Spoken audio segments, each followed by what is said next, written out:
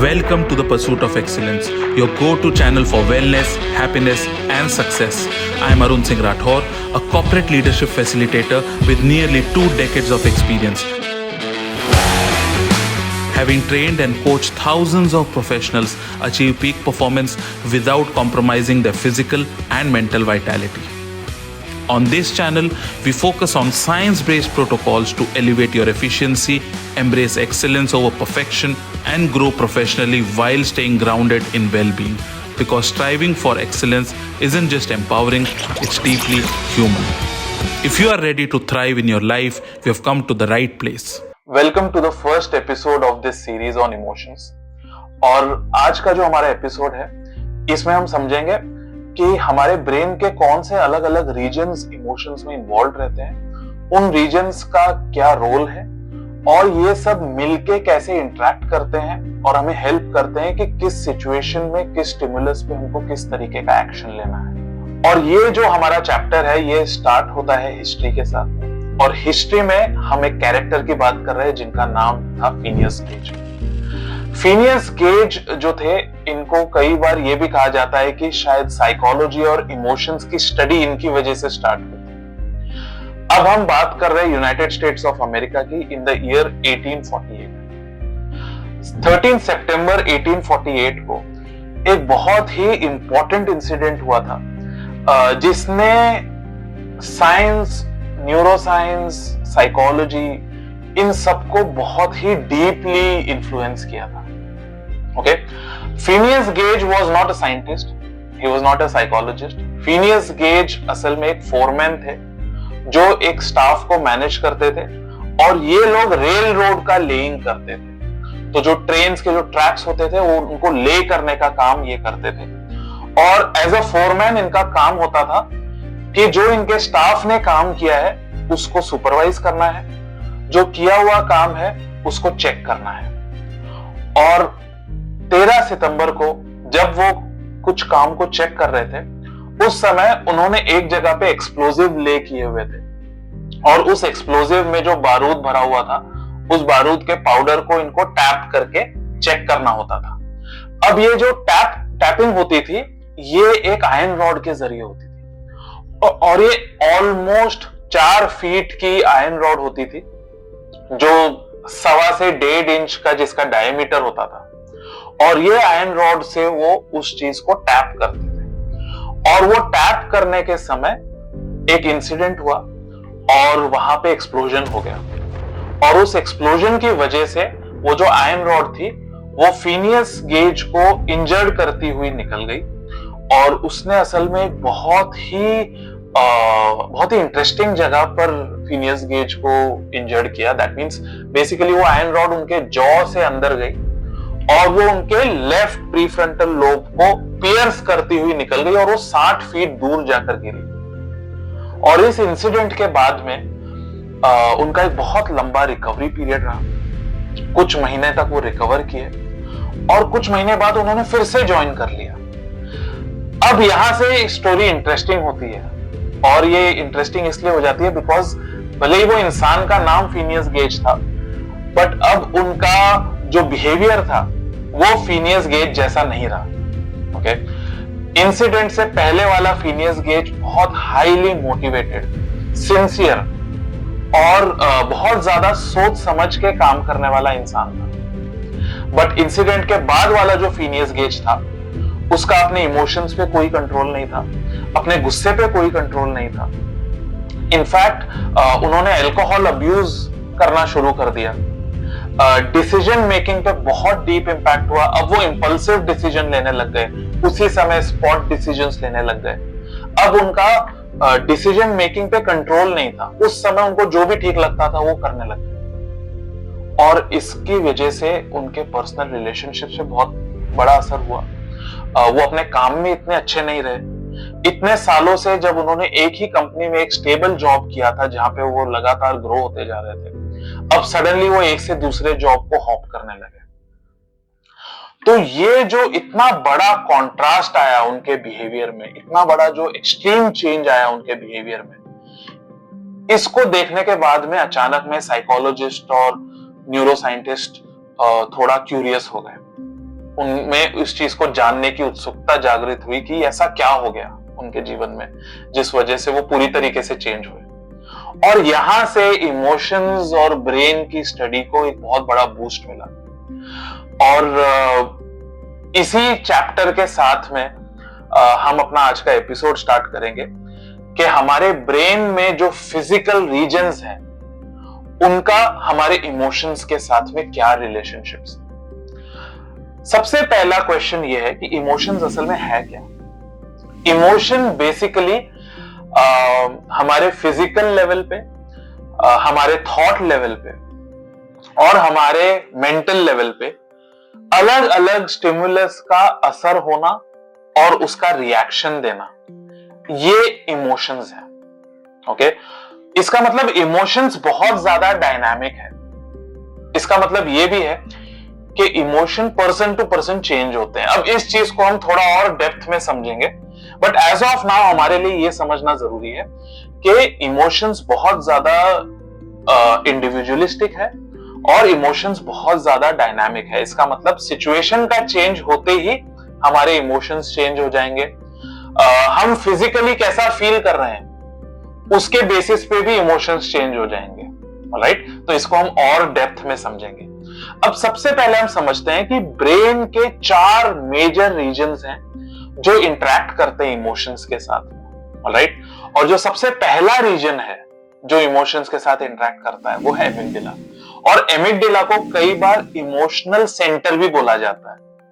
वो इसलिए क्योंकि जो भी एक्सट्रीम इमोशनल एक्सपीरियंस होते हैं उनके साथ में एमिगडाला का बहुत ही डीप रिलेशनशिप है। अब ये एमिगडाला असल में कहां पर सिचुएटेड है? एमिगडाला बेसिकली एक आलमंड के जैसा शेप्ड एक ऑर्गन होता है हमारे ब्रेन में, जो हमारे कान के जस्ट ऊपर होता है। ओके, और इसका मेजर काम होता है फियर, एंगर, एक्साइटमेंट, इस तरीके के इमोशंस को फील करना एमिगडाला का मेन रोल होता है।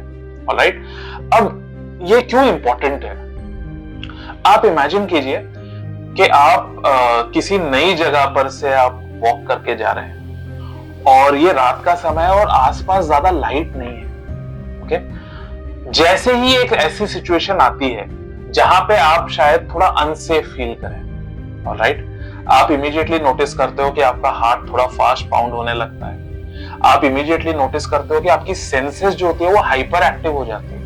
अब आपको आसपास होने वाली आवाजें ज्यादा सुनाई देंगी।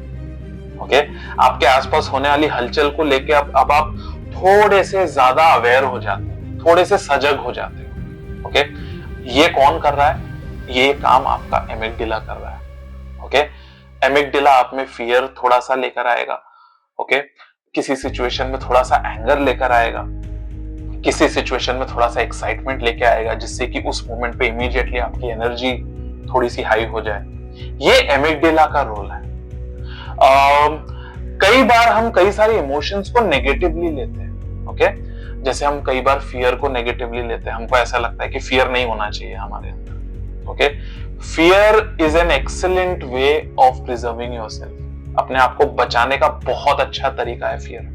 ओके, कई बार हम एंगर को भी नेगेटिवली लेते हैं और हम आपने नोटिस किया होगा स्पेशली बच्चों में हम एंगर को डिस्करेज करते हैं। Right, this is a big problem. Actually हम क्या कर रहे हैं, हम उनको फ्यूचर में लेस इमोशनली इंटेलिजेंट बना रहे हैं अगर हमने एंगर को नेगेटिव तरीके से ले लिया तो। So it is very important कि एंगर इज नॉट नेगेटिव। हमारी एबिलिटी एंगर को मैनेज करने वाली वो एंगर को नेगेटिव या पॉजिटिव बनाती है। ऑलराइट, अगर आप हिस्ट्री में जाएंगे तो वी हैव टू अंडरस्टैंड कि क्योंकि कुछ लोगों को सही समय पे गुस्सा आया, इसलिए शायद हमारा देश बच पाया। So it's very important to understand that anger का अपना रोल है हमारी लाइफ में। ऑलराइट, तो अब हमको ब्रीफली समझ में आ गया कि एमिगडाला का क्या रोल होता है। ऑलराइट, जो हमारा नेक्स्ट ऑर्गन है जो बहुत इंपॉर्टेंट रोल प्ले करता है वो है प्रीफ्रंटल कॉर्टेक्स। और प्रीफ्रंटल कॉर्टेक्स जो है वो आपके ब्रेन के आगे के एरिया पे होता है। ओके, जो आपका माथा का एरिया होता है, यहां पर प्रीफ्रंटल कॉर्टेक्स का लोकेशन होता है। और प्रीफ्रंटल कॉर्टेक्स का जो मेन रोल होता है वो होता है higher level thinking. Alright, for example आपके पास में बहुत सारा डेटा है, उस डेटा की एक लॉजिकल सीक्वेंस कैसे बनाई जाए, ऑलराइट, डिसीजन कैसे लिए जाए। अगर किसी मोमेंट आपको कोई बहुत स्ट्रॉन्ग इमोशन फील हो रहा है तो उस समय उस इमोशन को किस तरीके से एक्सप्रेस किया जाए, ओके, किस तरीके के एक्शंस लिए जाए, रेगुलेशन का जो पार्ट होता है ये आपका प्रीफ्रंटल कॉर्टेक्स करता है। अब यहां पे हम फिर से आएंगे हमारे पहले वाले एग्जांपल को, हम फिनियस गेज को याद करेंगे और हमने क्या कहा था कि उनका जो प्रीफ्रंटल लोब है वो पूरी तरीके से डिस्ट्रॉय हो चुका था उस एक्सीडेंट में, और उस एक्सीडेंट ने उनको इंपल्सिव बना दिया। ओके, बेसिकली क्या हुआ था, उनके प्रीफ्रंटल कॉर्टेक्स में इंजरी हुई थी और अब वो जैसा काम करना चाहिए वो वैसा काम नहीं कर पा रहा था, इसलिए अब इमोशनल रेगुलेशन नहीं रहा, राइट, और उसने उनके लाइफ के डायरेक्शन को चेंज कर दिया, उसके ट्रेजेक्टरी को हमेशा के लिए चेंज कर दिया। तो ये जो हायर ऑर्डर थिंकिंग है, डिसीजन मेकिंग है, रीजनिंग है, ये सब हमारे प्रीफ्रंटल कॉर्टेक्स का काम है। आप एक सिचुएशन इमेजिन कीजिए कि आपकी कोई बहुत ही इंपॉर्टेंट चीज थी। इमेजिन कीजिए कि शायद किसी स्पोर्ट्स में या किसी इवेंट में जीती हुई कोई ट्रॉफी थी और वो आपके 5 साल के बच्चे ने उसको गिरा दिया और वो ट्रॉफी टूट गई। तो एक इमीडिएट रिएक्शन होता है कि मुझे बहुत जोर से गुस्सा आता है और मेरा मन करता है कि मैं उस पे जोर से चिल्लाऊं, या इन मेनी केसेस लोग एक फिजिकल हार्म भी करते हैं इस केस में, है ना। तो वो हमारा इंपल्स है, लेकिन आपका अगर प्रीफ्रंटल कॉर्टेक्स उस समय पे एक्टिव होता है तो वो आपको कहेगा कि at the end of the day एक 5 साल का बच्चा है जिसको पता भी नहीं उसने क्या किया है, ऑलराइट। तो ये इमोशनल रेगुलेशन हो गया, ऑलराइट। कई बार वर्क प्लेसेस में ऐसा होगा कि हमारे कलीग्स के साथ में किस बात पे हमारा मतभेद होगा, लेकिन उसको हम अपने वर्क स्पेस तक ही रखते हैं या उसको हम पर्सनल बना लेते हैं। ये कौन डिफरेंशिएट करता है? ये आपका प्रीफ्रंटल कॉर्टेक्स डिफरेंशिएट करता है। जो तीसरा रीजन है जो बहुत एक्टिवेट हो जाता है इमोशंस में, वो रीजन है आपका हिपोकैम्पस। अब आपको याद होगा कि स्लीप की सीरीज के दौरान भी हमने हिपोकैम्पस की बात की थी और उस समय हमने एस्टैब्लिश किया था कि हिपोकैम्पस जो है वो टेम्पररी मेमोरी को स्टोर करने का काम करता है, ओके, और उसका कनेक्शन आपके कॉर्टेक्स के साथ होता है जहां पे वो टेम्पररी मेमोरी को परमानेंट बनाता है ना। सो ये जो हिपोकैम्पस है इसका एक बहुत इंपॉर्टेंट रोल है इमोशंस में, ओके। ये क्या करता है, ये आपकी मेमोरी को इमोशंस के साथ जोड़ता है, ठीक है। इसीलिए आपने नोटिस किया होगा कि आपकी लाइफ में जो भी ऐसे मोमेंट्स थे जो बहुत हेवी थे इमोशनल लोड के साथ में, ओके, वो आपको बहुत क्लियरली याद रहते हैं और वो इसलिए याद रहते हैं बिकॉज उनके साथ में कोई लेसन एसोसिएटेड था, okay. For example I still remember जब मैं मेरी स्कूलिंग में था एंड मेरी स्कूल जस्ट चेंज हुई थी और उसी समय के दौरान आई लॉस्ट माय ग्रैंडफादर और उनसे मैं बहुत क्लोज था, ओके। और उस समय पे आई नोटिस्ड कि मैं बहुत वल्नरेबल फील कर रहा था बिकॉज मैं इमोशनली बहुत ज्यादा डाउन था उस समय, मैं बहुत लो था उस समय बिकॉज मैं बहुत क्लोज था अपने ग्रैंडफादर के साथ। तो usually I was very capable of protecting my self, but वो जो फेज था 2 हफ्ते का जब मैं उस बहुत ही डीप जो वॉइड था उसको फिल करने की कोशिश कर रहा था और उस समय जो बहुत डीप सेंस ऑफ सैडनेस था मैं उसके साथ में डील करने की कोशिश कर रहा था।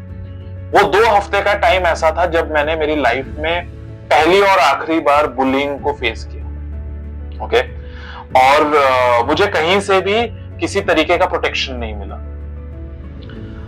अब जब वो इंसिडेंट हुआ उसने मुझे ये बताया कि लाइफ में स्ट्रेंथ कितनी इंपॉर्टेंट है, उसने मुझे ये फील कराया कि लाइफ में कैपेबिलिटी कितनी इंपॉर्टेंट है और वहां से मुझ में और स्ट्रॉन्ग मोटिवेशन हुआ कि जो मेरी ताइक्वांडो की जो प्रैक्टिस थी उसको मैं किस तरीके से और बेटर लर्न कर सकूं और अपने आप को कितना अच्छे से कैपेबल बना सकूं। एंड दिस इज समथिंग जो मैं सबको सजेस्ट करता हूं, इट्स वेरी इंपॉर्टेंट कि आप किसी ना किसी तरीके के मार्शल आर्ट्स में आप अच्छे रहें, ऑलराइट। ये सिर्फ इसलिए नहीं है कि आप लोगों को फिजिकली हार्म कर सकें, बट ये आपके खुद के पर्सनल सेटिस्फैक्शन के लिए बहुत इंपॉर्टेंट है। जब आप केपेबल फील करते हैं, आप ज्यादा कॉन्फिडेंट होते हैं। जब आप केपेबल फील करते हैं तो आप लाइफ में ज्यादा हैप्पीनेस फील करते हैं। ऑलराइट, तो ये बहुत डीप रिलेशनशिप्स है। ओके, सो हिपोकैम्पस का ये रोल है कि वो आपके इमोशंस को आपकी मेमोरी के साथ कनेक्ट करता है और उस मेमोरी की रिकॉल एबिलिटी को इंप्रूव करता है। ऑलराइट, और जो चौथी चीज है जिसके बारे में बहुत कम बात की जाती है वो है इंसुला। इंसुला आपके ब्रेन में बहुत ही डीप लेवल पे से काम करता है और इंसुला का बहुत इंपॉर्टेंट रोल होता है। वो आपके फिजिकल रिएक्शंस को इमोशंस के साथ जोड़ने में मदद करता है। फॉर एग्जाम्पल, जब आप एक्सट्रीमली खुश होते हैं तो आप नोटिस करते हैं कि आप में एक एनर्जी होती है। ऑलराइट, तो खुशी और एनर्जी को साथ में जोड़ने का काम इंसुला कर रहा है। ओके, कई बार जब हम थोड़ा नर्वस फील करते हैं तो आपने नोटिस किया होगा कि आपको पेट में ऐसे बटरफ्लाईज फील होते हैं, है ना? तो ये पेट में बटरफ्लाईज का फील होना और आपको नर्वस इमोशन फील होना, इन दोनों को कनेक्ट करने का काम इंसुला करता है। ऑलराइट, सो इंसुला का बहुत इंपॉर्टेंट रोल है क्योंकि इमोशनल अवेयरनेस इसको आने में समय लगता है, लेकिन फिजिकल अवेयरनेस इमीडिएट है ना? इसीलिए फीवर के समय हमको डाउन फील होता है, ये एक फिजिकल अवेयरनेस है ना? जब हम थक जाते हैं तो एक नेचुरल हमारा एक रिएक्शन ये होता है कि हम अपने आप को थोड़ा सा आइसोलेट करते हैं और हम कोशिश करते हैं कि हम एक ऐसी पोजीशन में बैठे जो हमें फिर से रेस्टोर कर सके, है ना? सो इमोशंस को फिजिकल क्यूज के साथ जोड़ने का काम इंसुला करता है और ये बहुत ही ज्यादा क्रिटिकल रोल है। राइट, सो ये चार चीजें हैं जो एक साथ काम करते हैं। मेजरली इसको हम इमोशनल ब्रेन कहते हैं। ओके, सो बची हुई सीरीज में हम जब भी इमोशनल ब्रेन वर्ड यूज करेंगे, इसका मतलब है कि हम ये चार जो रीजन्स हैं हम इनकी बात कर रहे हैं। Right, now that we have established it, next चीज जो हमें समझना है कि ये चारों एक साथ काम कैसे करते हैं, है ना? तो इसमें बेसिकली दो ऑर्डर्स हैं, दो ऑर्डर्स में ये काम करते हैं। Okay, top down and bottoms up. Okay, अब हम सबसे पहले बॉटम्स अप की बात करेंगे। बॉटम्स अप का क्या मतलब है कि एक स्टिमुलस है, एक सिचुएशन है और वो सिचुएशन को हमने एनालाइज किया डायरेक्टली अपने लिम्बिक सिस्टम से। ओके, लिम्बिक सिस्टम बेसिकली आपके प्रीफ्रंटल कॉर्टेक्स के पीछे वाला जो सिस्टम है उसको लिम्बिक सिस्टम बोलते हैं। ओके, तो प्रीफ्रंटल कॉर्टेक्स छोड़ के जो बाकी के जो तीन रीजन्स की हमने बात की थी, एमिगडाला, हिपोकैम्पस और इंसुला, ये तीन इसमें इन्वॉल्व है। ऑलराइट, अब हम सबको पता है कि एमिगडाला जो है वो एंगर, फियर, एक्साइटमेंट, इस तरीके के इमोशन से जुड़ा हुआ है। ओके, बॉटम्स अप अप्रोच में क्या होता है कि स्टिमुलस होता है और वो जो स्टिमुलस है और या वो जो सिचुएशन है वो डायरेक्टली हमारे लिम्बिक सिस्टम के साथ में काम कर रही है और उस वजह से क्या हो रहा है कि इंपल्सिव एक्शन हो रहा है। ओके, और ये इंपल्सिव एक्शन भी बहुत इंपॉर्टेंट है, इसको हमको लाइटली नहीं लेना चाहिए। ओके, फॉर एग्जांपल, अगर कोई डेंजरस सिचुएशन है, ओके, आप कहीं पे ट्रैक कर रहे हैं और आप ट्रैक करते करते आपको सडनली ऐसा दिखता है कि आपके ट्रैक पे ही एक स्नेक है, एक सांप है। ओके, आपका लिम्बिक सिस्टम किक इन करेगा और वो कहेगा कि आप प्लीज अपने ट्रैक पे वापस पीछे चले जाएं, है ना? तो यहाँ पे आपको प्रीफ्रंटल कॉर्टेक्स की कोई जरूरत नहीं है, आपको इमोशन को रेगुलेट करने की कोई जरूरत नहीं है, आपको इमीडिएट रिएक्शन देना है और वो ये है कि आपको वहां से निकल जाना है इमीडिएटली, है ना? So bottoms up approach is very important and same is the case with top down approach. Okay, top down approach में क्या होता है कि एक स्टिमुलस है लेकिन इस समय आपका प्रीफ्रंटल कॉर्टेक्स भी उसमें इन्वॉल्व है। दैट मींस उस स्टिमुलस ने एक इमोशन को तो जागृत किया है, लेकिन उस इमोशन को मुझे एक्सप्रेस करना है कि नहीं करना है, अगर एक्सप्रेस करना है तो किस तरीके से एक्सप्रेस करना है, ये डिसीजन मेकिंग आ जाती है। ओके, और मेनली ये काम करती है सोशल सिचुएशंस में, मेनली ये काम करती है हमारे वर्क सिचुएशन में, जब हम दूसरे लोगों के साथ कोलैबोरेट कर रहे होते हैं, जब हम कस्टमर्स के साथ डायरेक्ट डील कर रहे होते हैं, तब ये top down approach kick in होती है और ये उसका रोल बहुत ही ज्यादा क्रिटिकल है। सो आज के हमारे एपिसोड में हमने बेसिकली इमोशंस से रिलेटेड कौन से ब्रेन के रीजन्स हैं वो समझा, ये रीजन्स का क्या रोल है हमने वो समझा, और ये सभी रीजन्स किस तरीके से एक दूसरे के साथ कोरिलेट करते हैं, किस तरीके से आपस में कोऑर्डिनेट करते हैं, जिससे कि हम किसी भी सिचुएशन को अच्छे से डील कर सके। हमारा जो नेक्स्ट एपिसोड होगा इसमें हम न्यूरोट्रांसमीटर्स के बारे में बात करेंगे, जो अलग अलग केमिकल्स इमोशंस के साथ जुड़े हुए हैं, हम इनके बारे में बात करेंगे। Thank you.